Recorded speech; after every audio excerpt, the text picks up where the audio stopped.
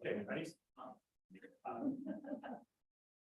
September 11, 2023 meeting of the Landmarks and Historic Preservation Commission is called to order. Gary, would you read the roll? Chair Bozowski. Here. Vice Chair. Here. Commissioner Brady. Here. Commissioner Crystal. Here. Commissioner Scott. Here. Commissioner Reese. Commissioner Webster. Councilmember Murphy. Here. You have a forum. Thank you. On this 22nd anniversary of the terrorist attacks on New York City, Pennsylvania, and Washington, we remember innocent lives lost and first responders who have died since because of their heroic efforts.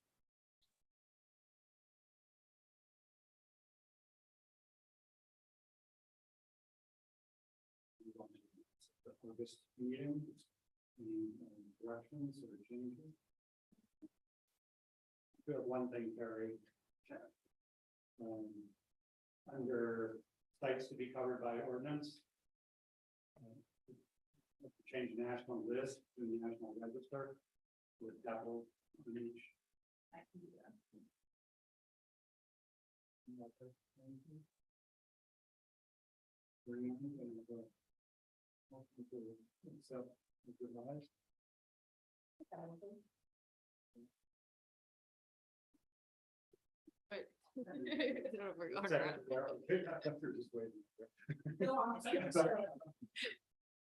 As long as this isn't an auction.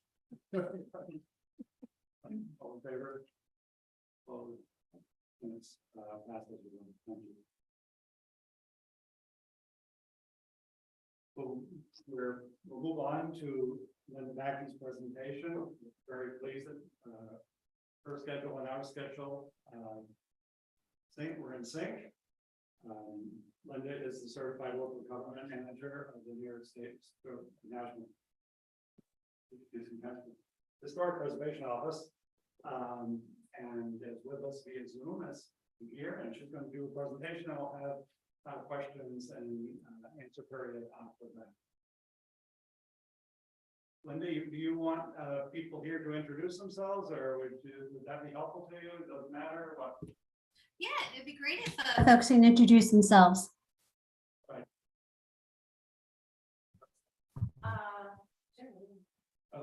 Yes, this name. I'm Sarah Evanston. I live here in Oneonta, and I'm a historian. So I'm super excited. I think this is historic preservation, and I'm excited to hear what you have to share with us. I'm Bob Rosati. We know each other, so. I'm Sarah Christoph. Nice to meet you. Excited to learn a lot today. Bill Plymell, nice to meet you. Thank you for coming tonight. Dara Brady, also nice to meet you. Thank you very much for devoting your evening to educating us. Gary Webster. What everybody else. Except Yeah, I'm Luke Murphy. It's nice to meet you. Thank you for being here tonight. Those of you here, Peter and Gary Harrington, City Clerk. We have no petitioners, so we have extra time there if we need it. Linda, it's all yours. Okay, so a little bit about, well, I just want to introduce myself briefly. I'm the Certified Local Government Coordinator. I've been with SHPO actually for 10 years. Time flies. I don't know how that happened, but it was 10 years back in July. I wear two hats at SHPO.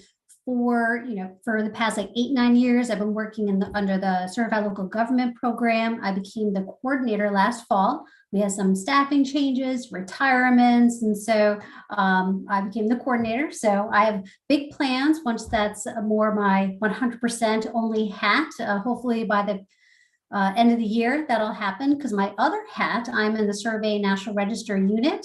That unit obviously National Register. We do a little bit with the Part 1 tax credit application survey, some of the compliance. We have our fingers in a few different programs at SHPO, and I cover most of New York City for that. So we're a little short staffed in that unit. So once we build that back up again, I'll be able to shift 100% to CLG, because I do have big plans, being more proactive. We're actually, this next year, we have an initiative doing a manual, a handbook about like nuts to bolts the CLG program.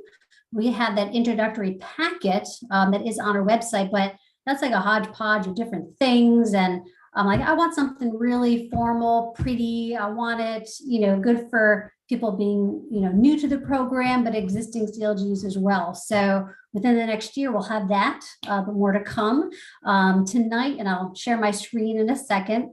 What I like to do is like a SHPO CLG 101. SHPO, very brief, just some of the programs we administer, because sometimes there is that overlap between what you do at the local level and what we do per state federal law, per tax credits. So it's good to kind of have that overall understanding of what else we do at SHPO. Because you're always more than welcome to reach out to us when there is that overlapping of programs. We're always here. But it's kind of important to get to know that. And then I'll dive into the CLG program, some of the requirements, benefits, and then of course, all the Q&A that you all want.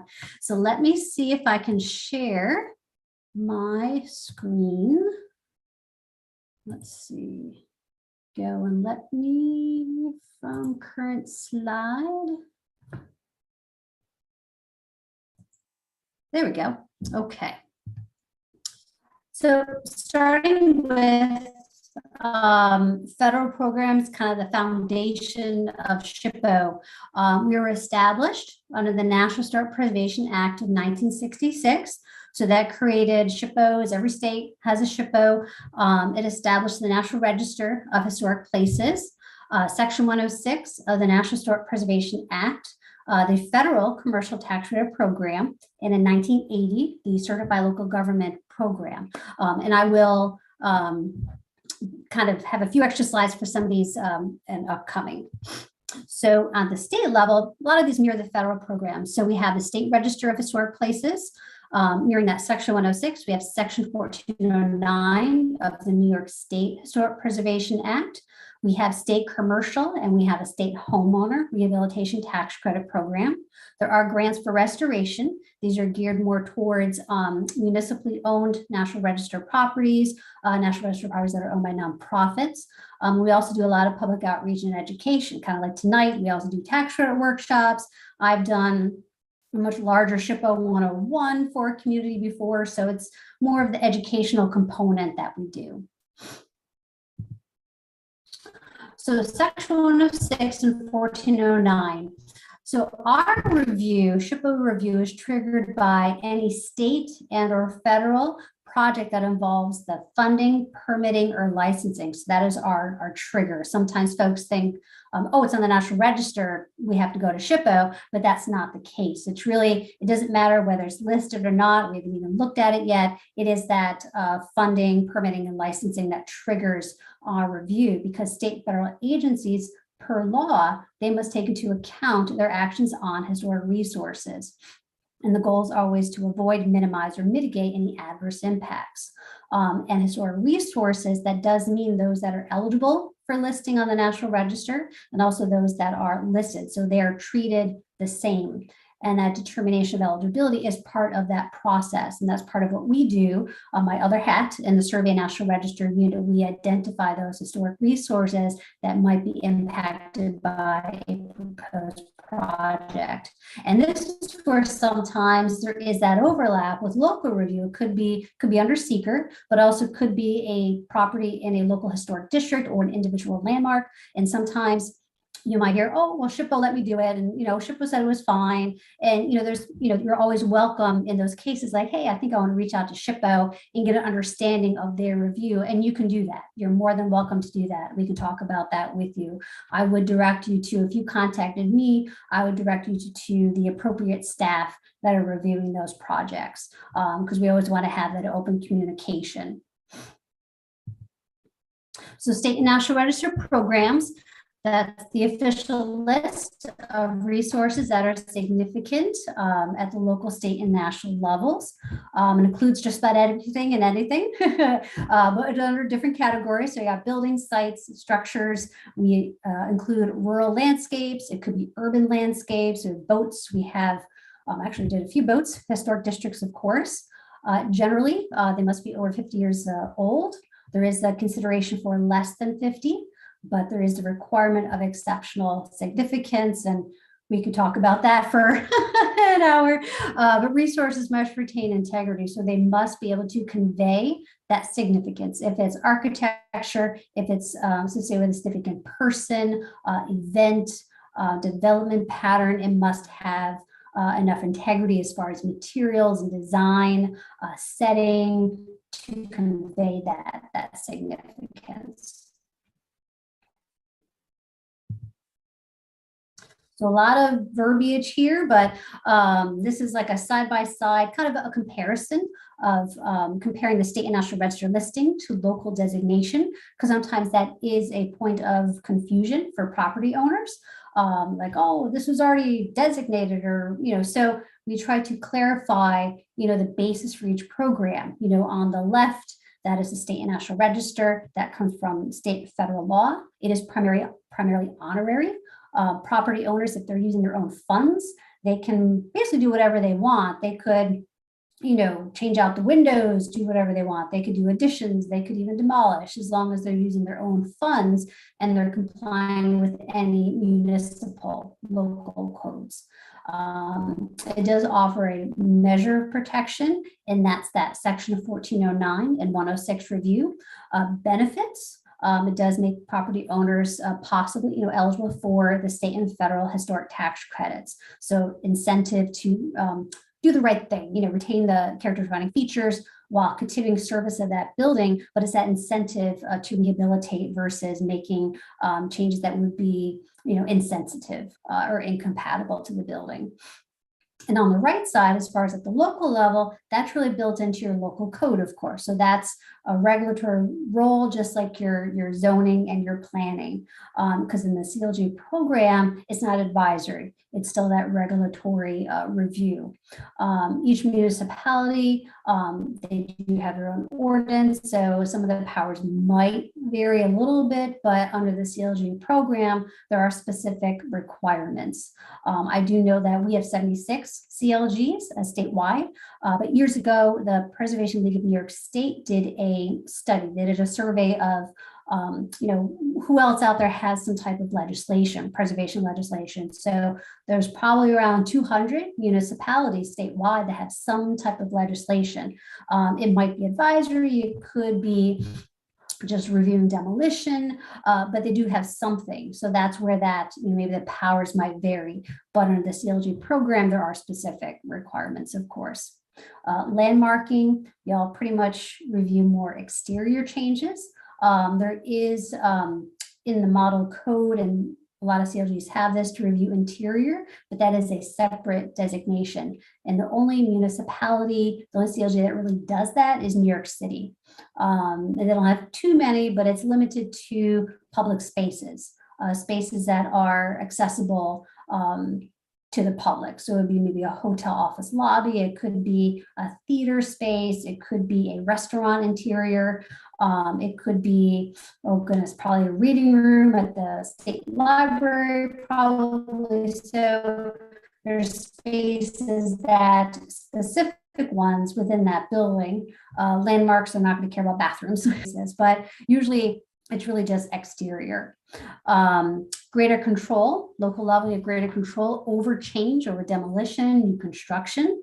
And there is that greater protection for neighborhood character. And that's why some residents and properties want a local historic district, because they want to protect their investment and the character, the reason why they purchased their house in that neighborhood. Tax credits. There could be a whole workshop on this for you guys. I know Oneonta has a few historic districts on the National Register and probably a few individuals. You are in a qualifying census tract, so you have that incentive in place right now. But for federal, there is that 20% income producing. And then at the state level, we have both a state, depending on the cost, the amount you're not too shabby for income producing, a little bit more work as far as application, because we review it and the Park Service reviews it, but if the numbers work, it's definitely worthwhile. The homeowner credit, very popular. Again, 20%, the minimum is 5,000. Now changes that you can make, what it covers, it could be, repointing the brick. It could be painting the exterior. It could be repair replacement windows, your stoop, your porch, roof, solar panels on the roof. And even on the interior, it could cover refinishing wood floors. It could be repairing the stairs, your HVAC. So it's really, it covers a lot. And we do have general handouts that we can provide that you can also look at.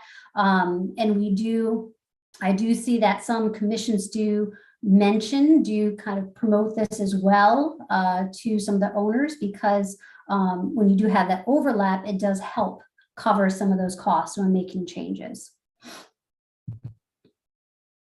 So we are not the only ones. I always like to call attention to some other organizations that you can reach out to. Preservation League of New York State, our statewide nonprofit partner. They have technical assistance. They do have grant programs. One that I see many communities apply for is the Preserve New York grant. That does cover surveys. It covers National Register District nominations. I think they funded a few other types, cultural landscapes, historic structure reports. So it covers a good amount of some of the projects that you might look at. And generally their deadline is in April. They do have webinars, office hours to talk about their, the grants that they administer. They also do sometimes training, like realtor training webinars. They've partnered with another organization on my list there, the National Alliance Preservation Commission. So they're definitely an excellent resource to have, because if you're not a CLG, that does have funding benefits. They're another resource for funding. I insert New York Landmarks Conservancy because they administer the Sacred Sites program. Religious properties, there's not much out there for them if there is an active congregation. So this is an option for them. It is a matching grant. Active congregation, but they're based in New York City, but they award grants statewide. So it's not limited to folks in New York City. National Trust for Historic Preservation, the national nonprofit. They do have sometimes webinars. They have helpful technical resources. They also offer grants that municipalities can apply for, partnering with SHPO, they can apply for. There's a lot of email listservs that you can sign up to get those emails about those grant programs.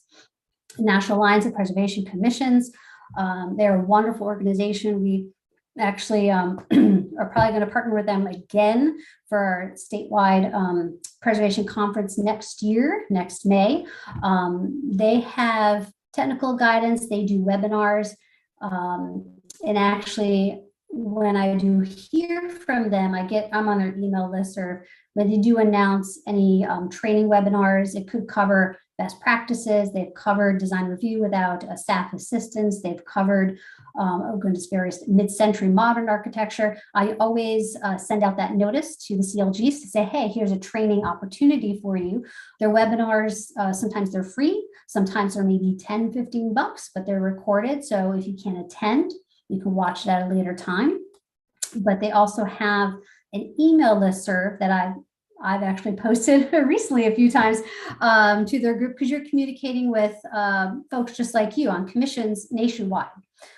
Even if they're in a different part of the country, they might be dealing with the same issue. And you name it, they've asked for flow charts for C of A process. They've asked law questions. They've asked questions about substitute material performance. It's really just about anything and everything. So definitely a good resource for you. Oh, and lastly, National Park Service, like my mothership, I guess you could say, they have for anyone, preservation briefs. They have about 50 of those. So it's could be repaired wood windows. It covers, oh goodness, removing graffiti from buildings. It talks about additions, new construction, various preservation topics. They also have some webinars, some online resources. They do have their various publications and best practices. They actually have, information on tax credits, the Secretary of the Interior standards. So they have a lot, a lot packed in on their website, but of course, a great resource. And I reference a lot of their documentation when I work with CLGs or with other communities for state and national register, for tax credits, for various programs. So a list of a few organizations. And now, the bulk of the presentation, the Certified Local Government Program. I'll dive a little bit deeper into this. So the purpose, we have a few things. You're integrating preservation into local planning. Preservation has a seat at the table, the seat at the table in the picture there. So it's not just, advisory. You really do have a role in managing the change in the community. The community has decided, hey, we have these significant buildings, these significant resources, the built environment, we want to protect that. So how do we do that? We establish best practices. We do that we have our state model law, of course, and we have design standards. We follow the Secretary of the Interior standards. You're integrating everybody, local, state, federal levels, kind of speaking the same. Pardon? Oh, sorry. Sorry, hopefully my internet is not acting up. I will PDF this and send this to you, of course. Actually might be on our end, because it's fine on my screen. We're gonna try to reset some things, and just give me a second while we try to sort things out. Do you want me to pause? Please. For 2 seconds, I'm sorry. Oh, sure. No, that's no problem.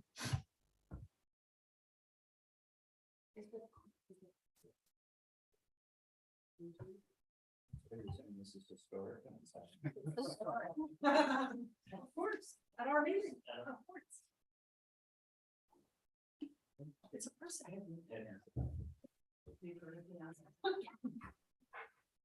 You have it on your computer? We unconnect and reconnect.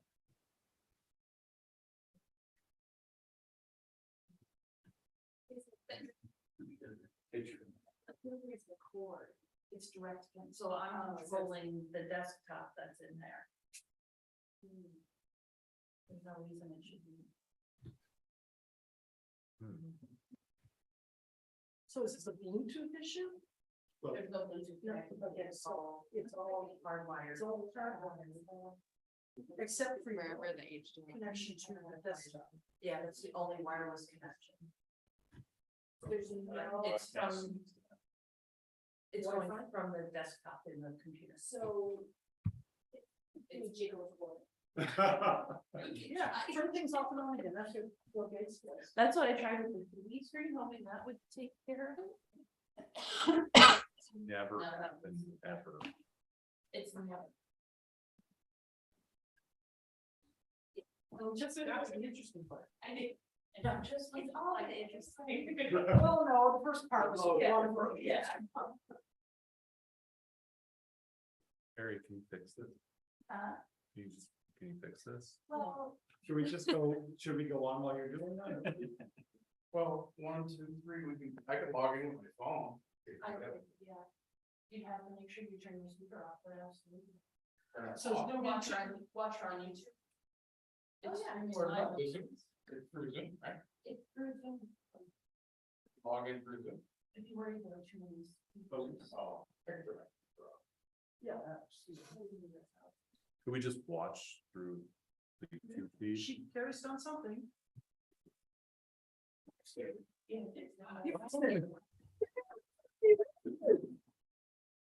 Outstanding. Wiggle beyond box, good idea. Thanks. All right, Linda, go ahead. Okay, you ready?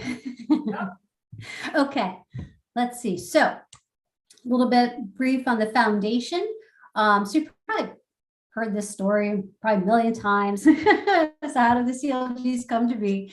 So of course, we go back to, pardon? Could you go back to that one slide for 1 minute, because we didn't get to see it. The previous one, we only got to see it through established best practices. I just want to read what the other two things were. Integrate. Oh, of course. Okay, got it, thank you. No problem. So as far as CLG, kind of like the history, local preservation, the first ordinance was actually 1931 in Charleston. New Orleans came in 1937. Then you got all these other guys developing their preservation programs. But really what kind of pulled it all together was the Penn Central versus New York City, Grand Central Station. Of course, that was landmarked in 1965. That was when LPC created their law. Penn Central, they wanted to construct tall office building on top of Grand Central. I can't even imagine that, but that's what they wanted to do. LPC said no, this is a landmark and that's adverse. So went all the way up to court, and the court sided with the city. And preservation laws are constitutional. It does benefit the public welfare, and we do have that in our purpose statement in the model law. So then it was established in 1980. So National Park Service created that like an umbrella, to have like I said, the mothership.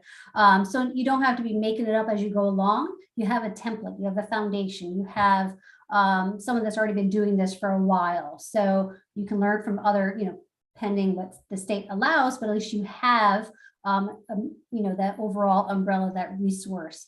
And currently there's over 2,000 across the nation, and New York has 76.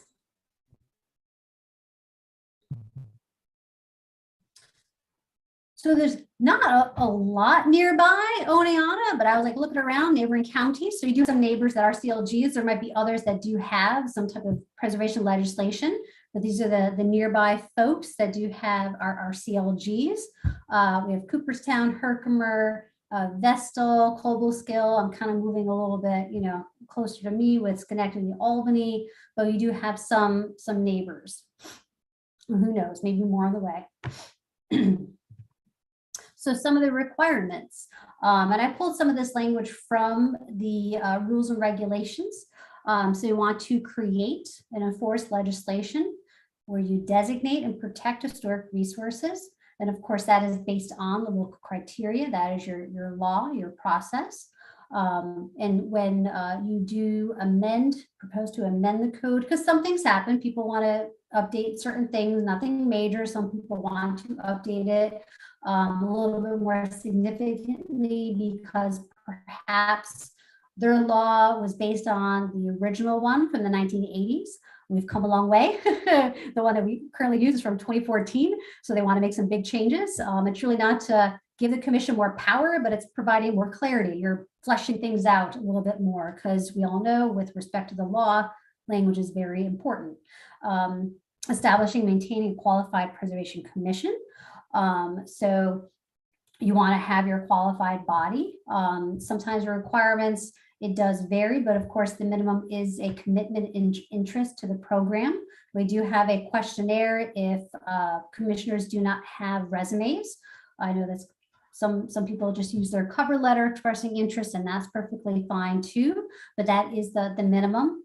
We have CLGs that are range from small towns, villages, big cities. So everybody has different resources, but it is that commitment into the program and also training, because even if you have an architect, even if you have a historian, there's always something new in preservation, with substitute materials. It could be new concepts. It could be just a refresher, rephrasing a way, someone talks about a specific topic. So we do require training as well.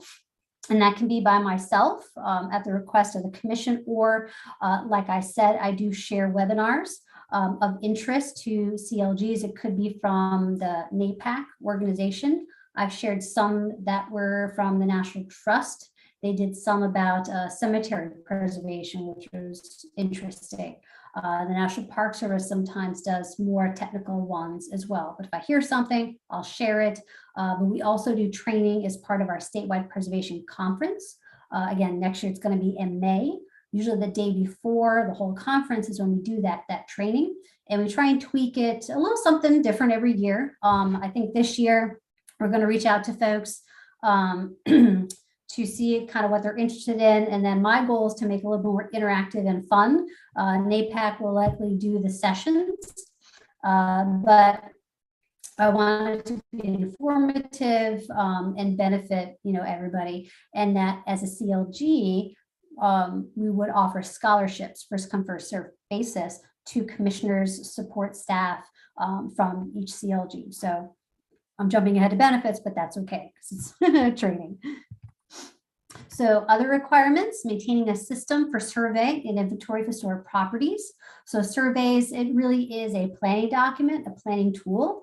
You would hire a professional consultant and they would do historic context and they would look at resources that could meet the local criteria for local designation, but also state and national register listing, because you're looking at that stronger protection at the local level, but the state and national register, there's financial incentives, historic tax credits. So, but it helps to figure out, okay, where can we do some new developments? What do we want to protect? What should maybe be our priorities for protecting resources in the community? So it definitely is a planning tool for everybody.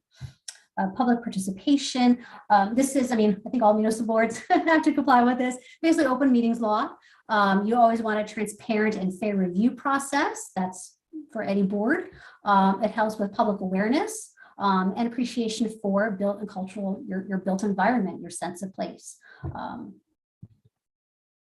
So also CLGs can actively participate in the state and national register listing process. We are required, so we have quarterly state review board meetings. We have them in March, June, September, and December. CLGs, when we have, if it's an individual nomination or historic district, 60 days before the state review board meeting, we do send a full draft nomination to the Historic Commission and chief elected official. We provide frequently asked questions and we provide the criteria for national register listing. And that will give the commission the opportunity to review, provide comment on that nomination. They provide a letter of support stating that, yes, we believe this individual property meets the national register or this historic district meets the national register criteria. So it's a way to, not it's more the state and national register, the federal state process you're participating in. And it could be something that you're looking at, oh, maybe we should locally designate this, or flip-flop, maybe it's already locally designated and now it's being, listed on the state and national register. So you're part of that process as well. Some of the more administrative side of things, we do have an annual report that should be completed. We send that out usually around January, February, with a due date in May. It's not that long. It's like 2 pages, a Word file. And it's to help us understand what's been, the preservation efforts, activities throughout the year. So we do have some numbers, like how many meetings have you had? CLG requires minimum of 4, but of course, usually commissions meet monthly or bi-monthly, depending on the agenda, the length of the agenda. But we ask about training. Do you need training from SHPO? What were some of the maybe difficult cases or difficulties that you've experienced? It's a good red flag for me to see, hey, how can I help them? Also successes, as far as designation, did you do a brochure? Did you hold a public event? Did you work out a complicated C&A review? And then also your goals for the upcoming year. So, and I do read them because I like to see, I like to ping, if somebody has a goal, I'm like, wait, that could be funded by CLG grant. So I'm gonna reach out to the CLG and talk about that with them, and also reach out if they do have questions about training. So we definitely look at those. An audit, scary word, but it's really not. Every 4 years, we have to do an audit. It's really the nuts to bolts of the program. We do it remotely now because, so especially since I wear two hats right now, we have to do, like I have to do 20 this year. It's a lot. But remotely, it's helpful because, things can be sent digitally through Dropbox or WeTransfer. And it's really looking at, the code, have you made any changes within the past 4 years? Example C of A's, just to see the types of projects, meeting minutes, how you've written your decision documents. Also, if you have design guidelines, if you have, what are your landmark applications, C of A applications, what do they look like? It pull out the most important things. And I take a look at those. It usually takes me a few weeks to get through everything. I provide a report, and it's, I provide a little summary. Any deficiencies, maybe it's the end reports, like some CLGs don't submit all the end reports. Maybe I'm missing a resume, maybe they need some training. So nothing where I'm not going to decertify someone unless it's really egregious. So it's more just like, hey, here's a couple things that we need to work on. But also it's a good check-in for me, like, hey, what kind of assistance might they need from me? And maybe it could be something like, oh, maybe I should think of this different type of initiative or, official document or something to help, because other CLGs, because it might be something statewide, not just this CLG. So nothing to be nervous about. I don't think the only time I think I've decertified somebody was because they, changed their law to make the commission an advisory. So I I tried to work with them, but it didn't work out. But even if a CLG was decertified, they can always reapply. So it's not the end of all things. So some of the duties, some of the roles of the commission. Kind of already talked about survey, inventory, of course, designating local properties, local landmarks. It's always based on criteria and procedures. You're providing recognition of your properties significant in your community. Sometimes what you see might not be, it's specific to owning your history. So that's always important. And you do educate property owners, best practices, just to put a stop, like don't go to Home Depot yet. Let's have a conversation and talk about maybe a different way of doing it. Or, and you could always reach out to me if you have any questions, but it's to help property owners who might have the best intentions, but what if they propose changes that would be adverse, that would not be retaining character defining features, and it is really educating them, and that is I think the C of A reviews, because you want to maintain that good relationship with them as well as the other government officials, but it's more to make sure that they understand your role as the commission. Like I mentioned, C of A reviews, that is kind of the bulk of the work, or what we see commissions do. The C of A process, and your focus, of course, is exterior changes, and most adopt these Secretary of the Interior standards for rehabilitation, or their criteria is based upon them, but usually they would just insert that language right into their code. And as part of those C of A reviews, a lot of CLGs and other commissions, they do adopt design guidelines. That is something that is funded under the CLG grants. And it's a great way, a great tool to really take the mystery out of what are the expectations, what are the do's and don'ts of what would be approved and what would not be approved, recommended and not recommended. And it's really tweaked to your specific built environment. It talks about the development of the community, of course, but then it talks about the different property types. If you have something more industrial, is it more residential? Well, is it early 20th century? Do you have something really old, like 19th century, 18th century? So it's really tweaked to your built environment. And it identifies the various architectural styles, character defining features of those styles. And then it goes into, windows, doors, roofs, new construction, you name it. Example of if you have a commercial strip, you could talk about the commercial buildings, storefronts, materials, your form and massing of those features. It really is nuts to bolts of the work that you do. And this is great for the commission to provide consistency because, there is turnover. So if someone new comes on, they have this document that they can also use and review. It's great for property owners, developers, because then they have that visual, because the law is, the law, what the law allows them to do and what would be approved by the Historic Commission. So this is, I always use this example. It's kind of a shocker. So I like to share this. So this is a building that is not protected at the local level. It does need some TLC, but it is very grand, a stately, classical building. This is midway during renovation. I don't know how that pediment is still such narrow boards. I don't know if they have them sitting on the lawn, probably going to a landfill, and this is the end result.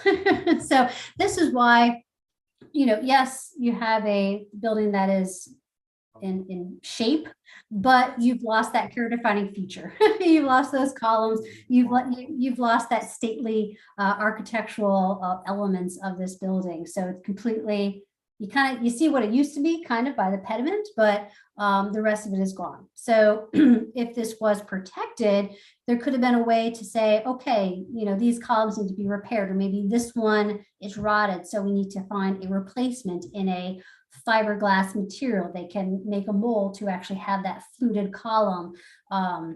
You could look at, other aspects of that project where like, hey, here's a different way that you retain the character, maybe needing to use substitute materials, maybe replacement in kind, but then you would still have that character. You would not have this.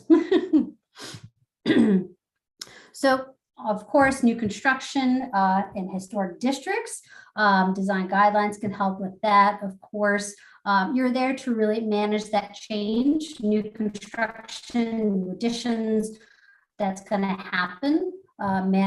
Districts, they change, they grow, but how can we do it in a more sensitive manner? Because that one building there you can see is quite out of scale with its neighbor. Of course, I'm not sure what's across the street, but just looking at that visual, that is certainly out of scale if the neighborhood is largely that 1.5 story building.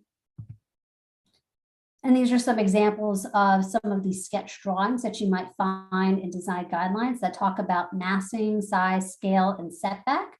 The example there, it's not new construction, but it's one wacky addition. Again, that's certainly out of scale. I'm not sure, there must be a wonderful view from the balcony. I hope there is, but that is something that would, of course, if it was in a local historic district, that would have been a no, and let's find a different way. And, demolition. So you do have a stronger, there is a path in your code where, yes, there's a hardship, there's an appeal. So a demolition obviously still might occur, but you can hit that pause button and, take a step back and say, hey, what is the real condition of this building? Is it structurally sound? Do we need a structural engineering assessment? Is it just a misunderstanding of the condition of this building? Is it just, oh, it's an old building, it should come down? It's a way to kind of like, wait a minute, let's wait, because when it's demolished, you're not going to get it back. So, and then there is that steps in the code, of course, as you know, where, can we look at alternatives? Can we find a different user? Is there a better way? Can this building be saved? There is that kind of the exemption of if it's emergency in nature, of course, it would be demolished. But if it's not, and it's just, needs some TLC, or maybe it's not quite far gone, this is a way to kind of, wait a second, let's take a look at this before we let it go. Benefits to the program. So I will have examples of grant projects, but so first, the CLG grants, we are required to pass through at least 10% of our federal dollars to our CLG partners. We do that through that annual competitive grant program. We do send out notices around January, February, and then the applications are due in May. All the grants, they're not bricks and mortar, but they do have to, go back to the local preservation program, support of the commission, their planning grants. They could be, and I have examples, the survey, National Register, design guidelines. It could be workshops. It could be digitizing records. I know New York City just had a big grant for that. It really is a wide variety of planning projects, I would say. There is no minimum or maximum for the grant. Typically, they do range anywhere between maybe 10 and 20,000, but we've gone up to $45,000, $50,000. It really depends on the project itself. Sometimes we have phased them. We awarded Rochester. They wanted to survey their entire city, basically. So we did it over the course of like 4 or 5 years. But if we have people come back. If 1 year, depending on your priorities, maybe you want to do public outreach, education, brochures. But then maybe next year, 2 years later, maybe you want to come back and do design guidelines, or you want to update a survey. So it's not like a one-time deal, as long as you are CLG in good standing, meaning and reports are in, and more often than not, CLGs are in good standing, you can apply. There is no required match, but we do ask up to 40% just to spread that money a little bit more. That match can be in donated time, volunteer time. Some CLGs do have a budget they can use as a cash match. Very few have that. Usually it is that donated volunteer time is the match, and that's fine, because that also shows commission members, other municipal officials are participating in that grant process. They have a role in it as well, as far as the review administration of it. So technical assistance and training. So training, I mentioned that before. It can be myself via Zoom in person. It could be, hey, let's sit and talk about your law. Or it could be, hey, I want to talk about the standards. Let's go through some of the standards. It could be substantive materials. Like I want to talk about windows and what other types of windows materials can we use? We could talk about solar. We could talk about ADA. So it's really tweaked about what you want to learn about. But also when I hear about webinars, I share them. We have that training as part of the conference as well. So that's there. Technical assistance.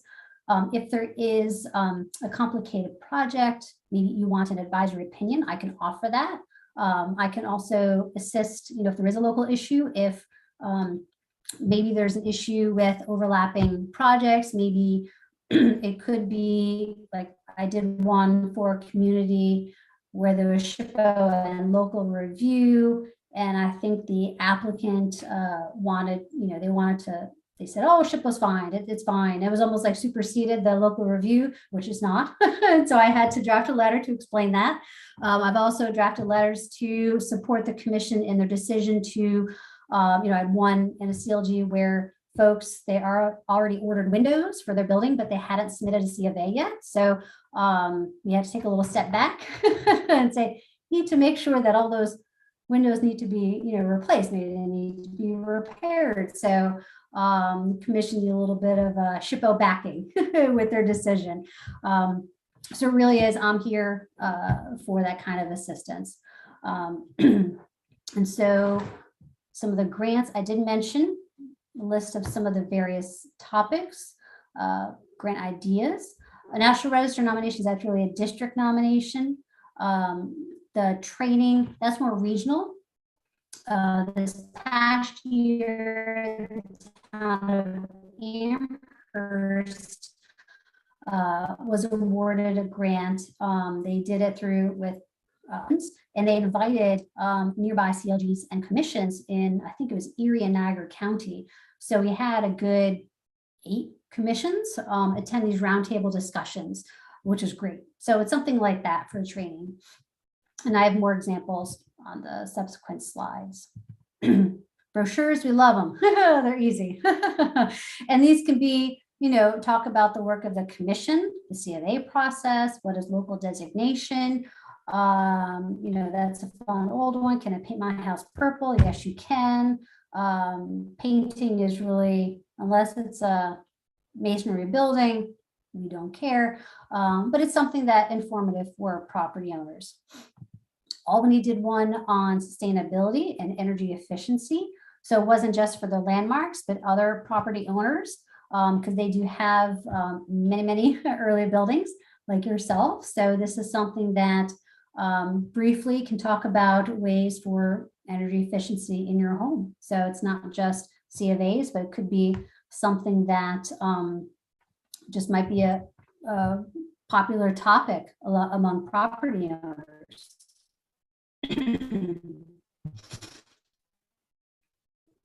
Design guidelines, as I mentioned.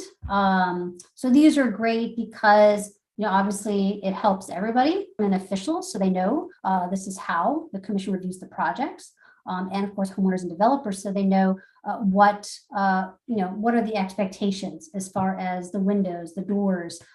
Schenectady actually did elevation design guidelines recently in response to the flooding that had occurred. So, and now they just came back with guidelines for just general for their historic districts. So definitely a good big ticket item that can be covered by the CLG grant. This was a fun one, Village of New Paltz, online educational video projects.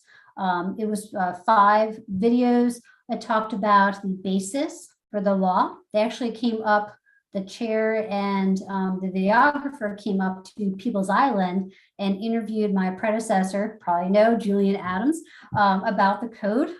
It kind of filmed us walking through the building, which is kind of funny. But it talked about like the do's and don'ts. It did some testimonials. They did, you know, because they use the village architecture for all the good examples, of course, but then they used the historic district that's next door to People's Island. It's at Waterford, just National Register, not local. So changes have occurred. So they used all the bad examples from there, just so, you know, you don't want to have a bad example from your local community. You're like, oh, it's Joe's house, you know. So, but it was a fun one. It's on YouTube. It's available on their website. So that might be something, you know, the possibility. It's a good public education and outreach project. Big survey, one in Buffalo. This is one where they did a lot of condition assessments. They focused on industrial strip because they wanted to, of course, look at historic tax credits, national register nominations, but it really could be, you know, a brand new survey. It could be an update of a survey. It really is depending on what you have on file. Workshops. I did one in Greenport. It was, you know, we had the historian talk about the history of the district. We had a testimonial for a tax credit project, testimonial for a C of A. I talked about CLG and the homeowner tax credit. It was one of the rare locations on Long Island where you have the overlap of National Register and local designation and a qualifying census tract. So, so that was a fun day. They had a nonprofit come, one of the regional nonprofits come in and talk about a few things. And, you know, it was just a nice feel good day, did some walking tours. It could be, you know, it could be a workshop, even, I think we have another community on Long Island, more of a technical workshop looking at the trades. It could be that as well. So it really kind of depends on the goals and priorities of your municipality. I think I have one more. Yes, preservation plan. This was an excellent plan. They used an outside consultant, but they really dove deep into, you know, what do we have? What are our goals? They did a lot of public outreach workshops, you know, asking property owners and community folks, like, what is preservation to you? What does it mean to you? Really to get a sense of, you know, what is their vibe? What is their thought on preservation and the work of the commission? And they had a lot of recommendations at the end, and they're working on those. They're doing a lot of surveys, CLG grants for survey. So this is really, focus is really preservation. I know every municipality would have a comprehensive plan, and cultural resources, historic resources are kind of folded into that, but there's really a focus on preservation. And I think that is it. Lots of information. Thank you, Linda. Let me stop. Question for Linda? Yeah, I've got one. Can we get access to the other CLG's products as examples to use for us? You know, like you showed a bunch of interesting products that other CLGs put together with grant funding from you guys. Can we get Sure. access to those? Yeah, I mean, I could share, if you're looking at some brochures, I can share those. I can share design guidelines, survey reports. I can provide some examples that, you know, you can just let me know, shoot me an email, and I can find some good examples of those products. It's all public information, so I'm happy to share. And I kept hearing the term qualified census tract. What does that exactly mean? In the Oh, yes, I'm sorry. So qualifying census tract, that means the median income of that census tract has to be at or below the state median income. And we do, we have an online database. It's CRIS, and we have a data layer for qualifying census tracts. And so if you ever have a question like, hey, is this property in one of those census tracts, you're welcome to, you know, look at Chris, but also you're welcome to contact us, because it's just a different shaded data layer in Chris. But at least people who are seeking grants and it needs to be a lower income neighborhood, I'm not understanding. Oh, yes. So that is for the New York State homeowner and the state income producing tax credit program. Okay, got it. Okay, that makes sense. Yep. And then Yep. probably a really dumb question, but what's the actual power behind the local designation and SHPO? Like you mentioned how SHPO stepped in when somebody already purchased a whole bunch of windows inappropriate and you helped them. But if in fact the homeowner just says, I don't give a shit, I'm putting these windows in, what are the actual, is it all down to zoning that it's? Yeah, so well, it's not a zoning ordinance, but Okay. the code enforcement / zoning enforcement office is tasked with enforcing the local ordinance. So Okay, Mhm. we would issue tickets just like any other violation. They would go to court. I mean, that's. Mhm. and we start to be daily fines and that kind of stuff. Yep, so it would be enforced just like if they built a set of stairs that didn't meet the building code. Okay, I just was, Mhm. what happens if they don't really want to do it? Okay, thank you. Down columns. If they took down columns, yeah, that would be a ticket. We would write a ticket. I had a couple questions as well, related to the last question. Would it be possible to get a copy of the slides that you used tonight? I know a lot of us were taking pictures of them, and there's so much information that I think was really helpful. Of course. Yeah. Oh, yes, I can save the PowerPoint slides as a PDF and I'll send that to you guys via email. Thank you. Yep. And then the other questions I had, I'm not sure if you're the best person to ask. They're kind of just like thoughts I've had bouncing around my head, and I think you might be able to kind of like help a little bit. So one of the questions I had was with the New York State Historic Barn Tax Credit Program. I wondered if there are ever instances where those tax credits are eligible for urban agricultural structures. And I know that we have carriage houses within the city limits. So that's something I've been thinking about. And the other thing I was thinking about is if you can speak at all to like the relationship between a CLG and historic business preservation registry maybe, and kind of how those things can work together to like just create goodwill about historic businesses and preservation within municipalities. Let's see, the business registry. So a colleague of mine manages that, but it's really an honorary kind of, I'm gonna say designation, for lack of better words. It does, I think they have to be, the business, not the building, the business has to be in existence for at least 50 years, and it has to be nominated, I think, by, an assembly person, I think a state government entity, I believe. I'll have to, but it is an honorary, designation. We do have, I'll have to find the link, but we do have a site, a map of all the awardees. And I don't think there's a limited number per year that can be nominated, but that is, separate, that if it's on the business registry, doesn't offer any protection or anything like that. It's just, a wonderful recognition of that particular business. In my unit, Survey National Registry, we actually had a lot of fun researching them and doing little blurbs. So you never know, it's actually kind of fun. So I'd have to see, as far as that relationship with CLG, it is, separate. You could, if it's in a historic building, if it's in a significant building, hey, you could, now it could be the building, but also the Building Force Association with that business as well, a significant organization, a significant, could be part of the criteria. So you could protect it for that reason as well. But they are, separate programs. And I'm not sure about your tax credit question. I'll have to ask. Linda, you mentioned SHPO review on the basis of funding, permitting, and licensing.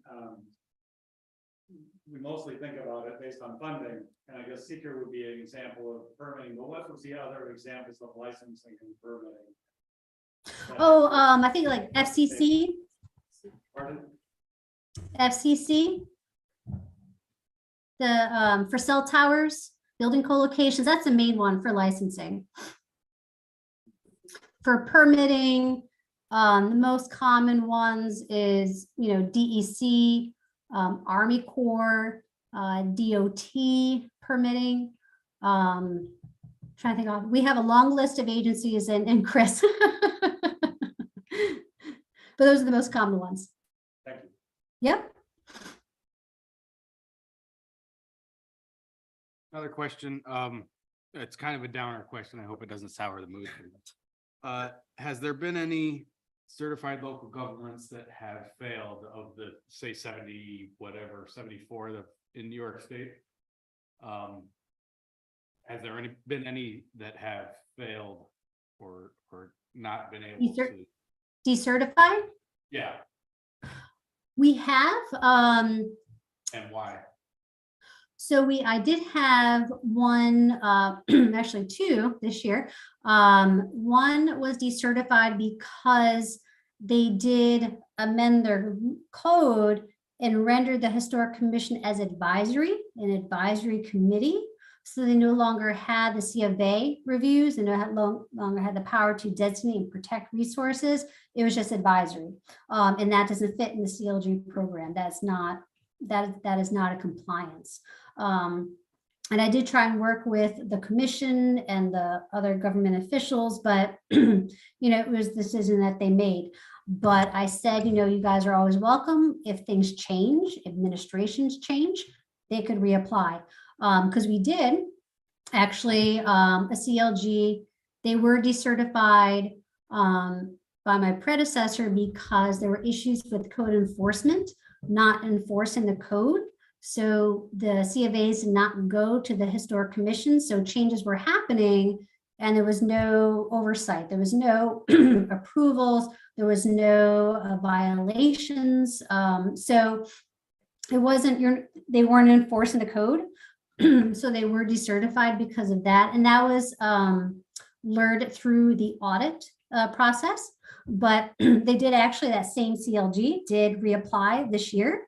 They had largely new commission, they had new code enforcement, better relationship with other government officials.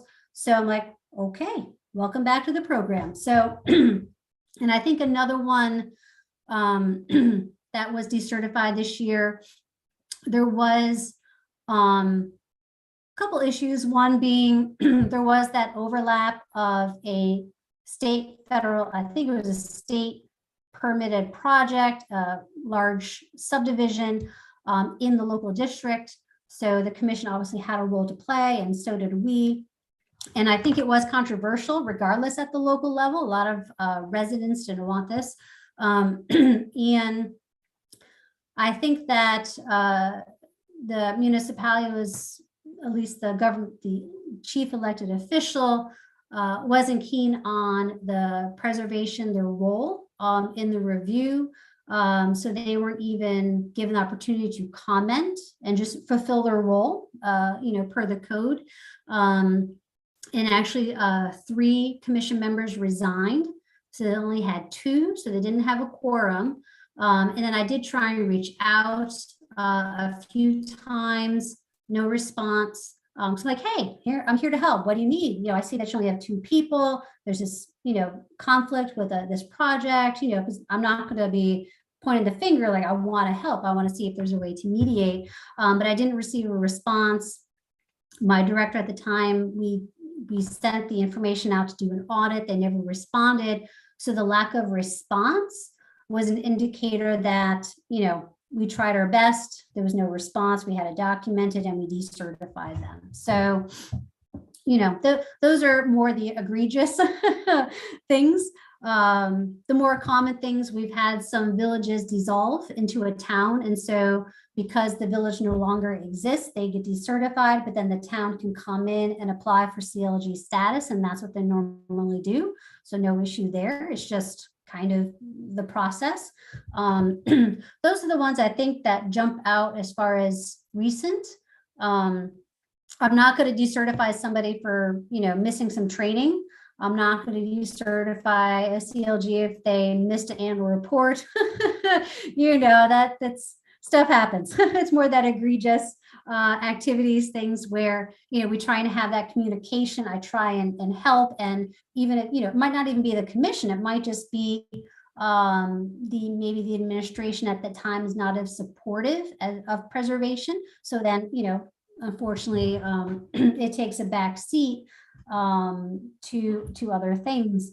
But I was trying to work with. That kind of leads me to my next question. Yep. And have you seen, well, I'm sure you've seen, but could you offer some insight on if we were to get pushback from, say, either elected officials or citizens?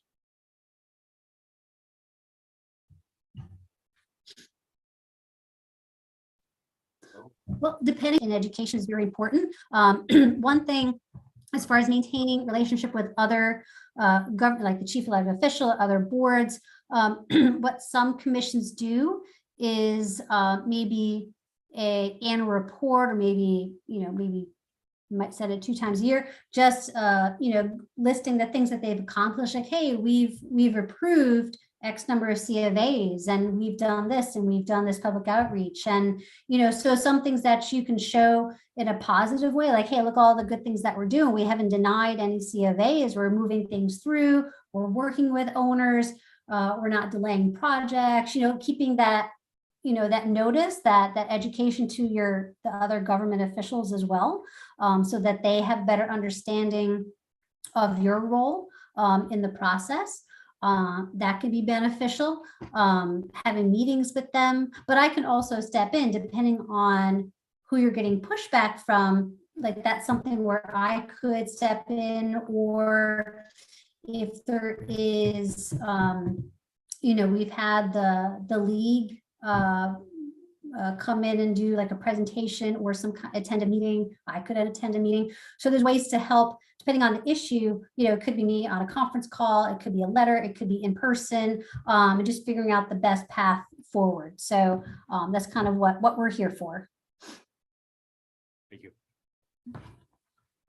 I have what I've always a hypothetical question, and that's what's the role of the Landmarks Commission if, for example, the city wanted to put a picture window in the front of the hall, which is on the National Register?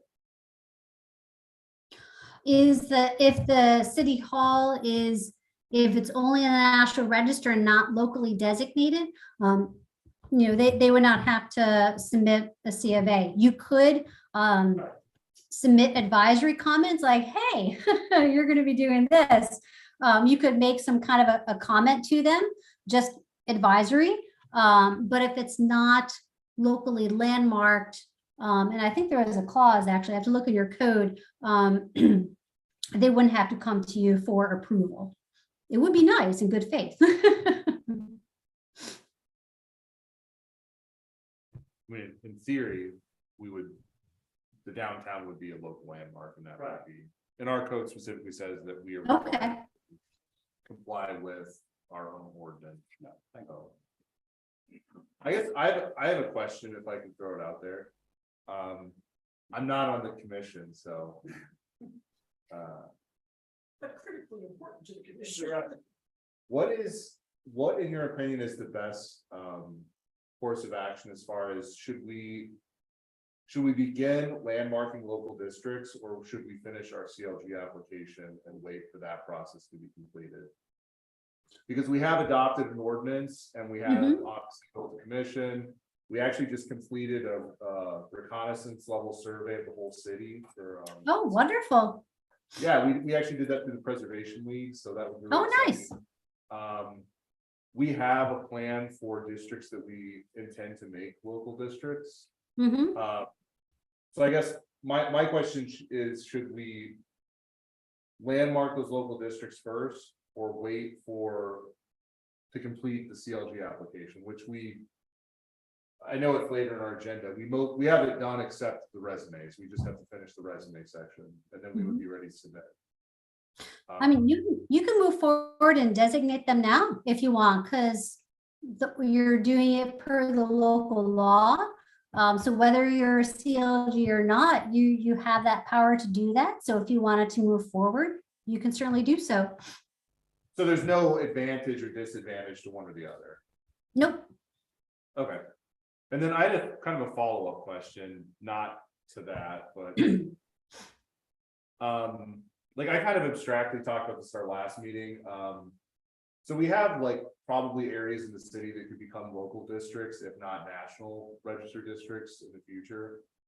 Some of those districts probably will have buildings that are largely not intact, or maybe don't have the historical integrity that we would say would be ideal, but they probably would fall into a district and maybe even be contributing at some level.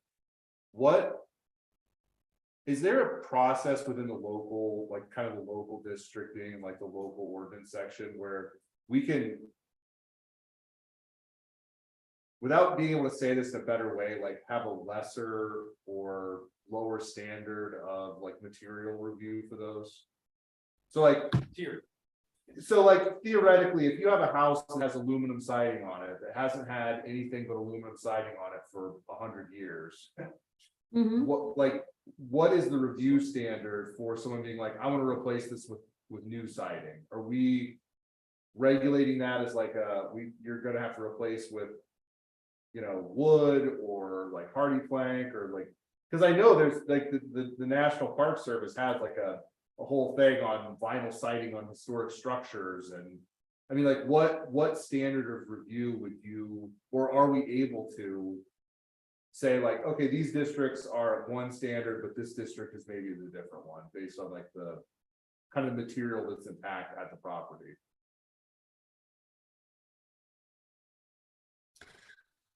Well, I think, you don't have to have like districts. What I would recommend when you are in that documentation, finding features, why is it significant? And that would help decide, you can determine which buildings are what we would say contributing versus non-contributing based on the significance of the district.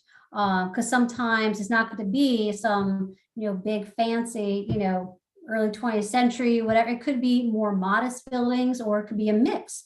So in your documentation, when you designate, you identify contributing and non-contributing and kind of state why. Why would this building be non-contributing? And those are held to a different standard because you're not as concerned with, you have to have wood for wood windows, or, we can't have, probably still say no to vinyl siding, but there is more flexibility because you're looking at whatever change is happening at that non-contributing building. How does that impact the larger district, that larger streetscape? Because what if they are adding on? How are they adding on to that building? Is it going to be still in character and scale to the district? That's kind of where I would be looking at it. I wouldn't be, oh, you must have replace that slate roof, or you have to make sure everything is made of wood. It wouldn't be the same level, the same review as a contributing building, because you're not as focused of, what are really the character defining features of a non-contributing building. It might be the size scale of the building, the massing, but it wouldn't necessarily be, a Tudor, it might be something more modest that's already been altered, that doesn't have those character defining features anymore. So you do have more flexibility. They still have to submit a C of A, but they would have more flexibility on what they can do. Yeah, so that's kind of where I was going with that is we Yep. have districts that will likely become districts that are not big fancy, like they're like former railroad worker housing basically. Oh. So they are going to be like not big fancy Victorian, they're going to be more modest, like 4-spur type structures. And I guess you kind of answered my question that when we look at these local districts, we are going to be designating contributing and not contributing structures within those footprints as well, just like a national register district. Yep, because you would say, does this building contribute to the significance of the district or does it not? And with those modest buildings, in the designation report, you're going to identify those character defining features. Why are they significant? Is it because they're modest? But if they have non-historic materials, if they already have replacement windows, when you do come in for a C of A, again, we don't approve vinyl, but what would be an appropriate replacement? It would have to be, you could replace with a hardy plank. It can be wood. It could be hardy plank.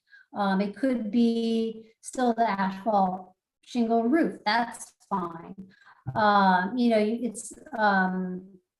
It's not like a tile roof or anything, but it's very important when you do designate, you want to make sure that you're identifying why and the character defining features, because that's something that will carry through your C of A reviews. Understand, oh, this is why this building is important, this district is important, so this is what we're protecting about this district.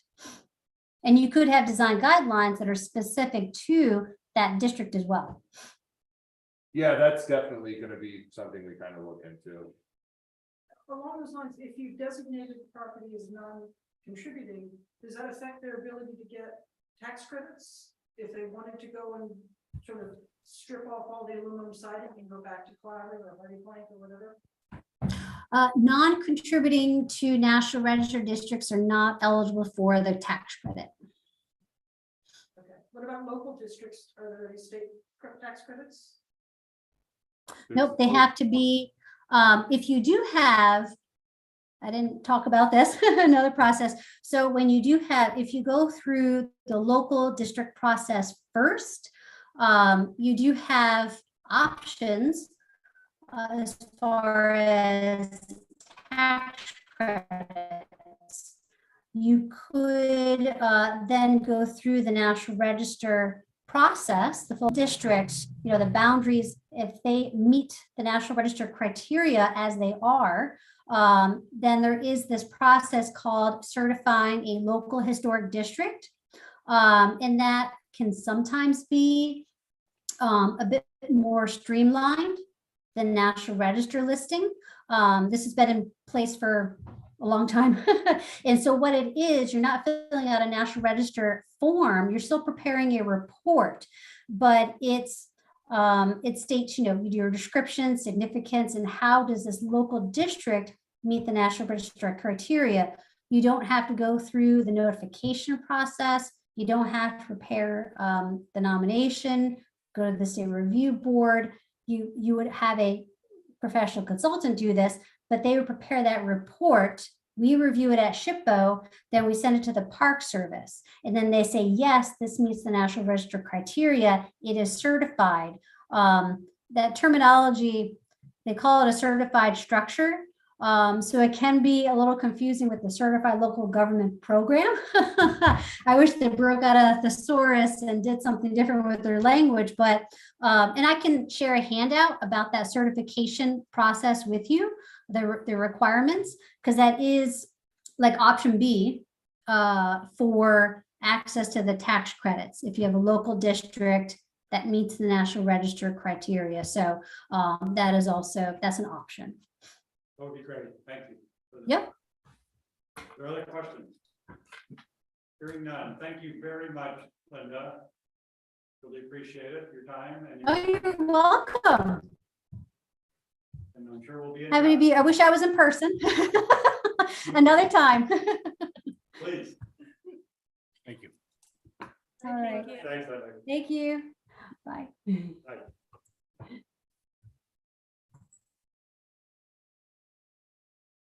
On to the rest of the agenda. Is there any new business? Hearing none. Move on to old business. We kind of covered some of this already, the National Park Service application. As Stephen mentioned, there's some resumes that still need to be turned in. Could those people be notified? Yeah, Carrie, you're the repository of them? I'll get the list together. Thank you. Cause I feel all of our the question part of the application is all done. The mayor's letter's written, everything's done. We just need that application so that I can throw those in and the resumes, so I can throw them in. I didn't hear, is it just our personal resume? Yes. Oh, It just is a resume that says why you professional / why you're on this board. And if we're doing that as well as the questionnaire or one or the other, I can send you, what I'll do is I'll send through Carrie there's a questionnaire form that you can fill out. Or it also says you can just send a professional resume. So, but that's just what we need.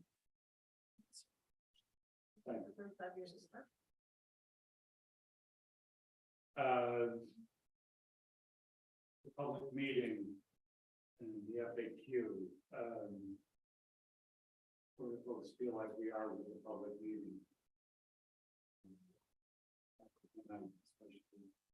Well, then you say that we're gonna push it off until October. Actually, I thought we were looking at spring. Oh, spring. Well, October pretty darn It's soon. next month. I don't think we're ready for it either. I mean, I think it'd be better to do it right. And really put our best foot forward. Than to come out half-assed and look like we're kind of not knowing what we're doing and. You know, that doesn't inspire confidence in anybody. But that, and having it, let's say in March or April, doesn't mean we can't already have set up. The local districts, right? Which provides some protection, right? Stephen, didn't you say that we could, if we get them nominated as local districts? Yeah, so the local districting part is what triggers all of the review portion of the board. So until you make those local districts, you're just providing educational material and. Can we hold to, because like designating a local district, we have to notify them, like that's what triggers like public hearing. Right. Yes. So we So would- why don't we maybe shoot for, maybe not as late as March, but shoot for middle of May, that's. February or something, that gives us October, November, probably, are we meeting in December? Probably, We're looking at doing the national districts already, right? Right, the initial conversation was that we were just going to do Main Street and Walnut Street districts because they're already national districts. I mean, it would be. And the really good to individual have- property. Yeah, right, sorry, the individual problem. It'd be awesome to have the FAQs, the COA form. Yep. Nailed, and probably if we could somehow get some of these other design guidelines and other things that, you know, there's no reason for us to reinvent the wheel on 95% of the stuff that's gonna be in these documents. So what we now have, the city has design guidelines, how does that work in with? So- what we? So right now, what is kind of the funny part, so when I wrote the downtown zoning code, I like Trojan horsed a historic preservation ordinance into it, because I assumed that it wouldn't be closely examined. And so what we have right now is essentially the CLG ordinance already in our zoning ordinance. So it's not like downtown, the downtown district specifically is not protected because it's protected under the zoning ordinance. But that goes away once we make it a local district, So, right? so as soon as you guys are actively nominated, have made a local district, we have to then revoke. You can't have two boards doing the same review. Exactly. So what I've done is I've left that in place until you guys can actually enforce the ordinance that we have for historic preservation under this law. So The is it exception to fair that- say for at least Main Street downtown, that many business owners are already familiar with design guidelines? Yeah. That's probably true. So that educational piece has kind of been done a little bit. Yeah, so we have a set of design guidelines for the MU1, which is the downtown historic district. That. Outside of that, we don't. So like the Walnut Street, your individual listings, they aren't in that zoning code, so they don't fall under it. I think I might have actually, when I wrote it, said any structure on the National Register. But it would be kind of a question for the city attorney if we wanted to like. Run around and be like, well, technically the ordinance says any structure, so Yeah. it could be a technicality, but either way. Yeah, there is a set of this, there's a zoning section, I think I sent it out. It even has a section for like the Department of Secretary of the Interior Standards, it lists it, and then it lists like. What you can do, what you can't do, things you should think about, like it's in the zoning ordinance right now. It wasn't specifically a historic preservation ordinance, so it's like 10 pages in the zoning Right. code. So we can obviously flesh that out significantly because it was just 10 pages in the zoning Well, code. and some of it came out of the DRI design guidelines, no? I mean, Yeah, so some of that code came out of the DRI design guidelines. But yeah, it could definitely be filled out more. Because that code was specifically written with just the downtown structures in mind. yeah, we should look at I how- thought that might be kind of fun to do and might be kind of instructive for us, is what if each one of us commissioners went around and we signed a couple houses from the Walnut Street district. You know, you get this house at this address, and you get this house at that address, and you get this place on Main Street, and we become their owners, and we come and we bring up questions, you know, like we want to replace all of this stuff on here with vinyl insulated glazed windows. I mean, it might be a way to sort of teach us how to answer some of those questions and how we might approach it. But I mean, we have a couple months before we have to do it. Are you volunteering to do one? I'll do one, yeah. I'll take That's a photos. good experiment. I mean, yeah, we need to just do one. I can be the guinea pig. Yeah. I can take pictures that we could throw up on the screen and propose some really egregious images.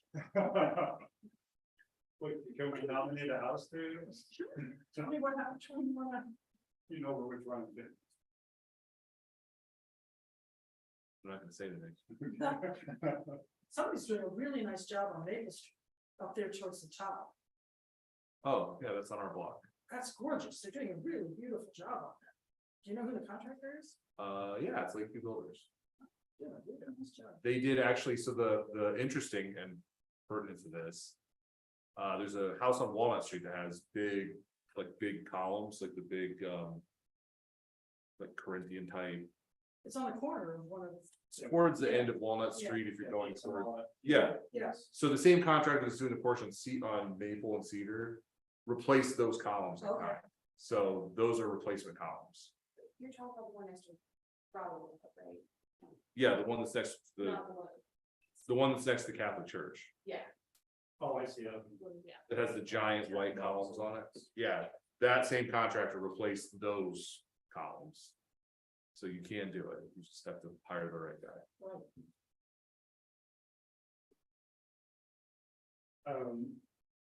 Where are we at with FAQ? We need to find this, approve that. So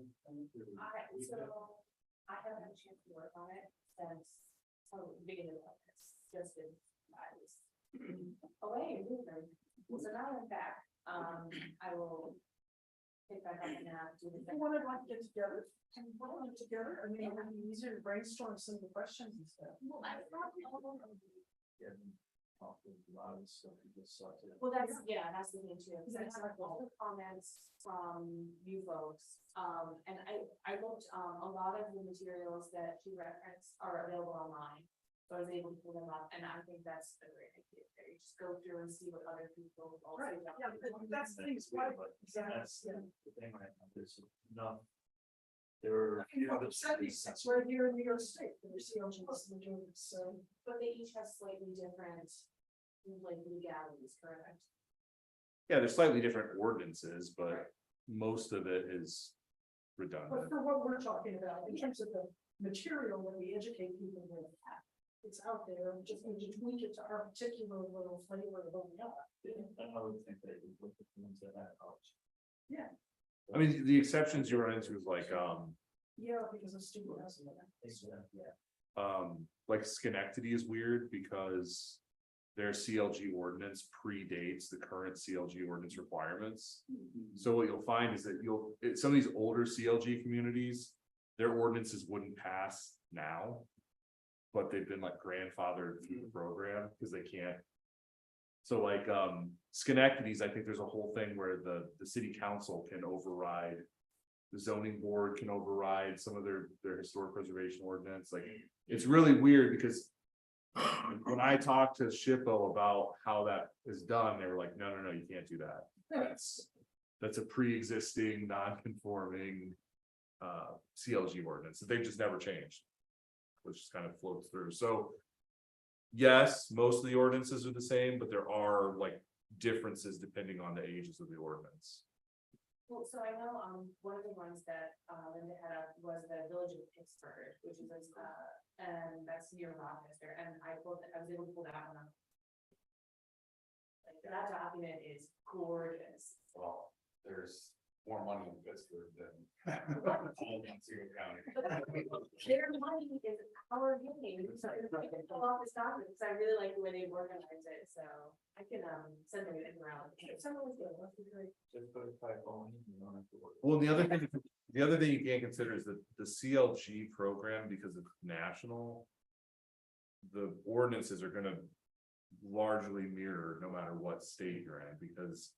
The program has specific guidelines you have to meet through the National Park Service. So there are communities outside of New York. That are CLGs that have these types of documents and. So if you're like, oh man, I know that blank place is really, so when I look at zoning ordinances, I'll look at places in like.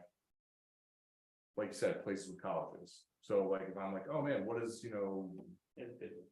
yeah, like what does the University of Illinois do, like what is Champaign Urbana I thought do? Vestal was one of them, and that's where Binghamton University. Yeah, is. exactly, right. Yeah, Yes, We've got each other's emails, right? yes. Is there other old business? And did you want to assign me a house in Walnut, or can I just? No, I think we can do that, I can shoot that. right? Okay, I'll do it. 7 Walnut? Okay, 7 Walnut it is. it has a lot of intact material. Okay, cool. Destroy a beautiful house.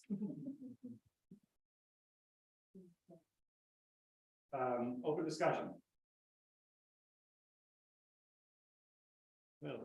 Just listening to some of the stuff that's been talked about today. Tonight and actually in past meetings, and I brought it up. And I know we decided on focusing on what has already been established with the National Register districts, but I think I'm wondering if we should be concerning ourselves maybe on some high-risk properties first. If not at the same time.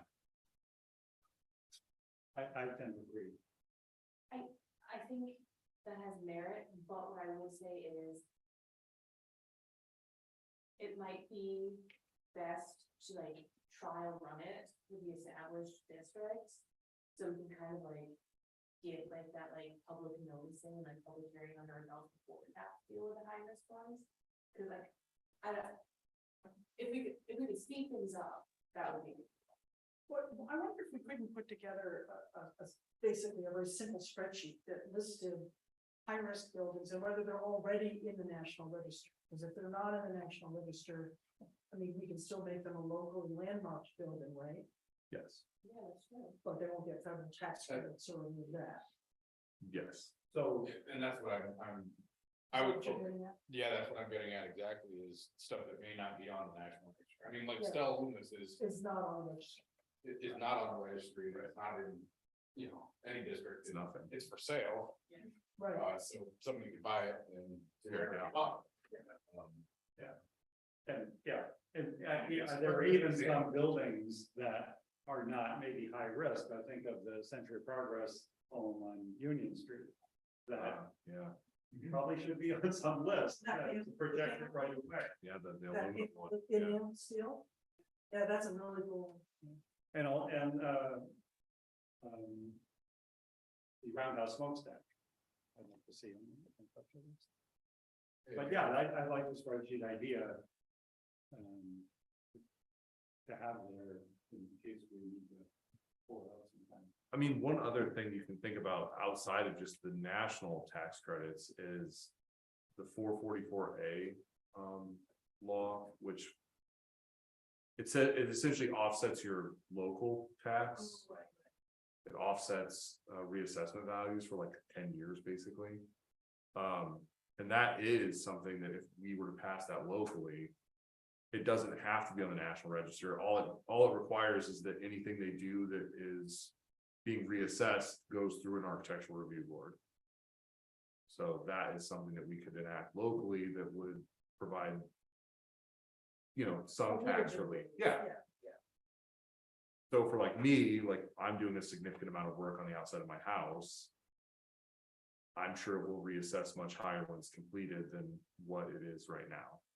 So a program like that would help people like me who are spending all this time Right.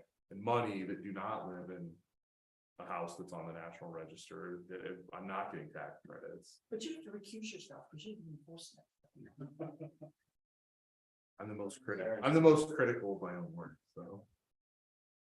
That makes a lot of sense. So.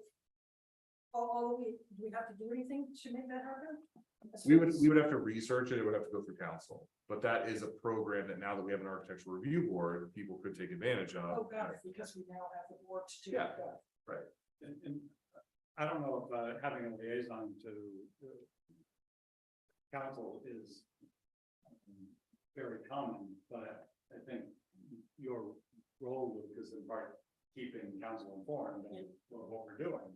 And I don't think there's any need for us to do quarterly reports or anything if every. No, I here's the only thing is the annual reports, right? From the board. Yeah, so it only an annual report is for every commission, I believe, but yeah, that's fine. So essentially, you would be providing the annual report to like the CLG program, and the same report that would theoretically go to Lubec Council. Because it won't do in January or February. We'll send out notice in December saying, hey, we need an annual report, typically like to happen in January, but we do have some that go into. Like the farmer's board. I like to add that there was a discussion of that Greater Orlando Historical Society on September 24th is having a tour of the Walnut Street Historic District. Lorraine Tyler and I are doing tours at 3 o'clock in the afternoon. We decided. At the Greater Orlando Historical Society? I think we're meeting there, but if it changes, last time we met in the beach parking lot, we might do that again. And you said that was September 24th? Yeah. What time? 3. Does happen. Sunday. By donation. You mean commissioners don't get it free? It's by donation. That was a Walnut Street, you said? Right. Walnut Street District, yes. Yeah, and just FYI, tomorrow night, I'm doing a tour of Main Street for a group of geography students that. Ooh. Could you repeat? Yeah. I'm doing a tour for geography, some geography classes soon on the island. 5:30. Which geography class? I don't remember, but Marcy is seeing them earlier in the day, show them the building, and then take them outside to talk about the development of the town and possible relation to geography. Okay. You should see the topo maps we got built. Yeah, when are we gonna see those? Well, we got the topo done. And now we're gonna build the buildings, which we're just starting on. But the topo turned out really well. For all of the whole city? or- No, just for the main street Oh, yes. and down to Market Street and including the theater and sort of, we had to cut off somewhere. It's still pretty big. Yeah, And it was a shit ton How of. big? data. How big is it? Actually show you some pictures of it before we glued it all together. Let's see. It's let's see, each piece is, we've got 2 panels, and those are like 30 by 42. And then they fit together, they'll be sort of Velcro together. What is this for? It's for helping to educate and urban design discussions about how Oneonta continues to evolve. And it's really cool because the topography is really impressive. I mean, you don't realize it when you just drive around town until you see it actually. And what a steep cliff Main Street actually sort of sits on and then goes down to Market Street. That's a 20-foot difference between Main Street and Market Street. And that whole thing that the Presbyterian Cemetery sits on, that's really cool. I mean, that's just a giant cliff with those ugly little buildings at the bottom. And what if we still have Barn Hill? Where's Barn Hill? Barn Hill was kind of where Carbon Street is now. It was this hill that came out of nothing that was taken down in about 1903, I think. There used to be military exercises on the top of it and supposedly Native American things back 900 years ago. We're hoping to get a start marker for it. So this is going to be both digital and physical. Your project. Right now, the model's physical. And Where is so live here in City Hall, they got a place for it. there's a place for it. Oh, okay. There's a place. in it. Who's making this model? I'm trying to find it. Patrice involved in this? Yes, Of course, yeah. Patrice, it's a 140. Yeah, so I just started building the buildings and it's really funny when you're talking about these little 1-story buildings like the Carpets R Us place. That's like 12 feet tall. So at 1 to 40, it's, you know, a little bit more than a quarter of an inch. Have you ever, I think it's the Queens Museum that has it's much smaller, but it's a room it's dedicated to the city. It took an architect, I think 4 or 5 years, but they did, it's much smaller scale, but they did every building within. Oh, my God. And it's a massive room and it's like a miniature, very cool. Yeah. That was my place to show this off. Yeah, I mean, we did because we wanted to show the possibilities of what would happen if we could ever blow up the Bassett Healthcare building at the corner. That's how I knew Patrice was involved in this. She showed me the original models. Well, the idea is that, you know. Spent 4 hours in the diner. Place for a roundabout there, which would help, it really improve that intersection immensely, and then it would give space for an additional attachment to the theater so that it could have the elevators it needs to meet ADA, it can have the bathrooms it needs to meet the current code. A little bit of parking, And well, handicap parking. handicap parking and a place for buses to pull off to disgorge. Yeah. Patrons to see whatever we're showing in theaters. I don't know. if it works. That's too. Well, if there is no other, this discussion can continue after our meeting, but if there's no other discussion, I'm going to a call for adjournment. I'm really.